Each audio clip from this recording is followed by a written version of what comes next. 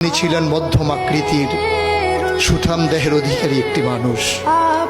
তার চুলগুলো ছিল ঘাড় পর্যন্ত প্রলম্বিত, হালকা হালকা কোঁকড়ানো। তিনি যখন চুলের ভিতরে তৈল দিয়ে আছড়াতেন মনে হতো মৃদুমন্দ ঢেউ দেখা যায়। তার কপাল ছিল চওড়া, ভ্রুগুলো ছিল জোড়া ভ্রু, ধনুকের মতো বাঁকা।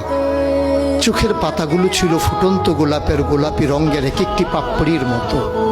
তিনি কখনো বা যখন চোখের পলক ফেলতেন মনে হতো মৃদুমন্দ বাতাসে গোলাপ পাপড়ি যেন দোল খাচ্ছে। তার চোখের সাদা অংশ ছিল রক্তিমাভ সাদা, কালো অংশ ছিল কৃষ্ণ কালো। তার নাকটা ছিল খাড়া, নাকের ছিদ্রগুলো ছিল ছোট ছোট।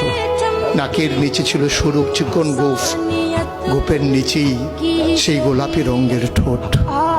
তার ঠোঁটগুলো যখনো কখনো বা মুচকে হাসত, গোটা পৃথিবীর মানুষ অবাক বিস্ময়ে দেখত গোটা পৃথিবীতে যেন বিজলি চমকিয়েছে। তিনি কখনো বা যখন এই রাস্তা দিয়ে হেঁটে যেতেন, 1 মাস পরেও কখনো যখন সাহাবা হাঁটতেন, তার গায়ের জান্নাতি গন্ধ তারা পেতেন।